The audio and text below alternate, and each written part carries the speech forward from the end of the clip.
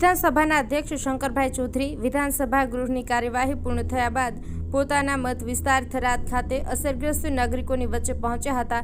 અધ્યક્ષશ્રીએ જિલ્લા વહીવટીતંત્ર સાથે તાત્કાલિક બેઠક યોજીને વરસાદથી થયેલા નુકસાન, સ્થળાંતર, રાહત કામગીરી તથા આગામી આયોજન અંગે વિગતવાર ચર્ચા કરી હતી. અધ્યક્ષશ્રીએ રાહત કાર્યો તથા નાગરિકોને જરૂરી તમામ સહાય ઉપલબ્ધ થાય તે અંગે સૂચન કર્યા હતા. આ બેઠકમાં જિલ્લા કલેક્ટર મિહિર પટેલ, જિલ્લા વિકાસ અધિકારી એમ.જે. દવે, જિલ્લા પોલીસ અધિક્ષક પ્રશાંત સુંબે સહિતના ઉચ્ચ અધિકારીઓ ઉપસ્થિત રહ્યા હતા. આ પંથકમાં 1.50 લાખ ફૂડ પેકેટનું વિતરણ, 3000 નાગરિકો માટે તાત્કાલિક રસોડું શરૂ કરાયું છે.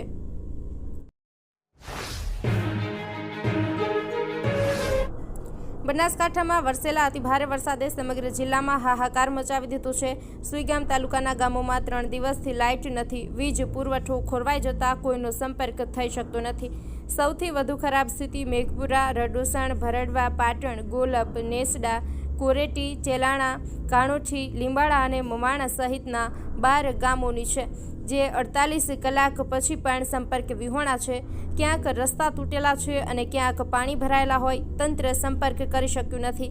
આ ગામોની સ્થિતિ કેવી છે તેની પણ તંત્રને હજુ સુધી જાણ નથી, જેને લઈને રહીશોની માંગ છે કે બચાવ કામગીરી માટે એરફોર્સની મદદ લેવામાં આવે. કલેક્ટર મિહિર પટેલે જણાવ્યું કે ભાભર, વાવ, થરાદ અને દિયોદરમાંથી અત્યાર સુધી 612 લોકોને સ્થળાંતર કરાયા છે. 258 જેટલા વીજ પોલ ધરાશાયી થયા અને હજારો વૃક્ષો પડી જતા 280 ગામો અંધારપટ છે. ભાભરમાં 6 પશુઓના મોત થયા છે.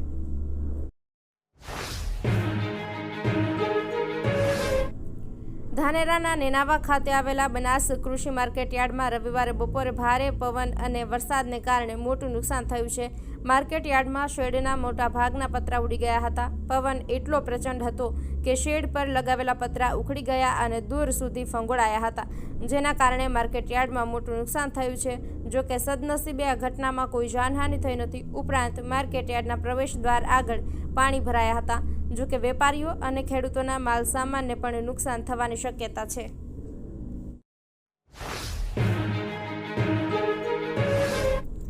દાંતીવાડા ડેમ 77.84% ભરાતા ખેડૂતો અને પશુપાલકોમાં ખુશીનો માહોલ સર્જાયો છે. જિલ્લાવાસીઓ પાણીથી છલોછલ ભરાયેલા ડેમનો નજારો જોવા આવી રહ્યા છે. ભાદરવા મહિનામાં સારા વરસાદના પગલે ડેમમાં પાણીની આવક થયેલી સિંચાઈ માટે ખેડૂતોને પાણી આપવા આયોજન કરી શકે છે, જેના લીધે રવિ સિઝનમાં ખેડૂતોના પાકને મોટો ફાયદો થશે. ઉત્તર ગુજરાતના જીવાદોરી સમાન દાંતીવાડા ડેમમાં ઉપરવાસમાં થયેલા ભારે વરસાદને કારણે પાણીની વિપુલ આવક થઈ રહી છે. હાલમાં ડેમમાં 9000 ક્યુસેક પાણીની ધસમસતી આવક નોંધાઈ છે, જેના કારણે ડેમ 77.84% જેટલો ભરાઈ ગયો છે. આ સમાચારથી સમગ્ર પંથકના ખેડૂતોમાં ખુશીનો માહોલ છવાયો છે. ડેમમાં પાણીની નોંધપાત્ર આવક થવાથી આ વિસ્તારના ખેડૂતો માટે રવિ પાક લેવાનો માર્ગ મોકળો થયો છે. સિંચાઈ માટે પૂરતું પાણી ઉપલબ્ધ થવાથી ખેડૂતોને ડબલ પાકનો લાભ મળશે. આ સિઝનમાં સારા પાકની આશાએ ખેડૂતોના ચહેરા પર રોનક જોવા મળી છે.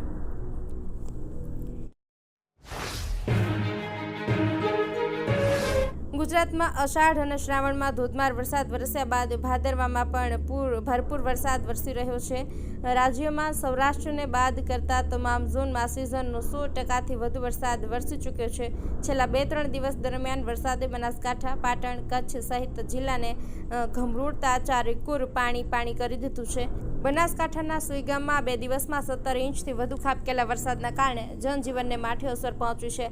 તો કચ્છમાં પણ ભારે વરસાદના કારણે લોકોએ પરેશાનીનો સામનો કરવો પડ્યો.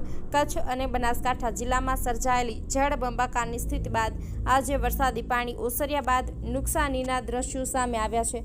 આ બંને જિલ્લામાં ખેતી પાકને ભારે નુકસાન થયું છે. સાંતલપુર, રાધનપુર તાલુકામાં 50,000 હેક્ટરમાં નુકસાનીનો અંદાજ છે. તો સુઈગામમાં સ્થાનિકો નીચાણવાળા વિસ્તારોમાં સ્થળાંતર થાય છે. સાથે જ મચ્છુ 2 ડેમ 100% ભરાઈ ગયો છે.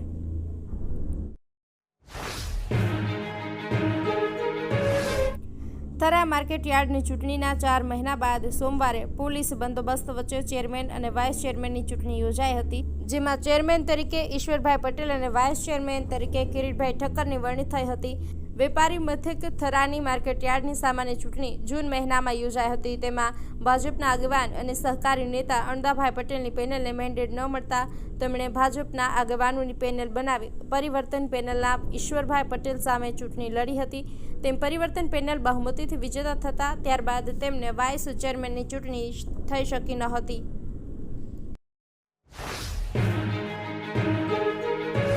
એલસીબી સોમવારે માલસારી પોલીસ સ્ટેશન વિસ્તારમાં પેટ્રોલિંગમાં હતી ત્યારે ખાનગી રાહે મળેલી બાતમીના આધારે પોલીસે સણવાલ ગામ નજીક નાકાબંધી કરી દૈયપ તરફથી આવતું પિકઅપ ડાલા નંબર GJ24V9290 ને ઊભું રાખવાનો ઇશારો કરતા ચાલક અમૃતરામ હેગોણરામ રબારીએ દૂર પિકઅપ ડાલું ઊભું રાખીને ગાડીમાંથી ઉતરીને ભાગી ગયો હતો.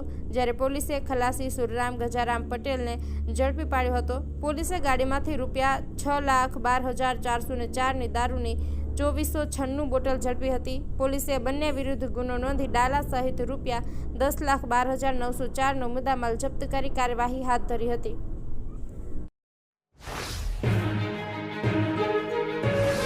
ભાભર રેલવે સ્ટેશન નજીક આવેલા ખડસણ જતા રસ્તા ઉપર થોડા મહિના પહેલા જ રેલવે તંત્ર દ્વારા 6 મીટરથી વધુ ઊંચીનો અંડરબ્રિજ બનાવવામાં આવ્યો હતો. ચોમાસામાં રેલવે બ્રિજ 6 મીટર સુધી પાણીથી છલોછલ ભરાઈ ગયો હતો.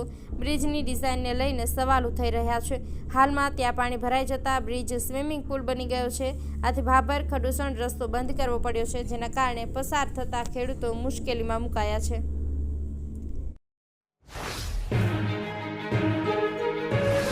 ડીસા તાલુકાના મોટી ગરનાળીથી ખેંટવા ગામે નેશનલ હાઈવેને જોડતો મુખ્ય રસ્તો આવેલો છે. જે રસ્તા પરના રેલવે નાળામાં વરસાદી પાણી ભરાવા જતાં પશુપાલકોને ભારે મુશ્કેલી પડી રહી છે. કોઈ ઇમરજન્સી હોય તો નાળામાંથી જવા માટે ખૂબ જ તકલીફ પડે છે. આથી પાણીનો નિકાલ કરવા માંગ ઉઠી છે.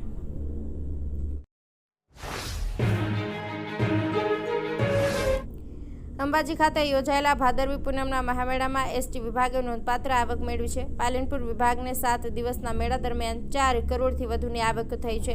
આ સાથે અંબાજી ડેપોએ 1.5 કરોડથી વધુની આવક નોંધાવી છે. મેળાના સફળ આયોજન માટે એસટી વિભાગે 4 હંગામી ડિપો સ્થાપ્યા હતા.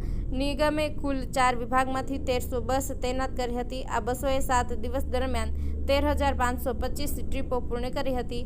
મેળા દરમિયાન અંદાજે 6 લાખથી વધુ શ્રદ્ધાળુઓએ એસટી બસમાં મુસાફરી કરી હતી. નોંધપાત્ર બાબત એ રહી કે પહાડી વિસ્તારમાં આટલી મોટી સંખ્યામાં બસો દોડવા છતાં કોઈ અકસ્માત નોંધાયો નથી. આ એસટી વિભાગની કુશળ વ્યવસ્થા અને ચાલકોની સતર્કતા દર્શાવે છે.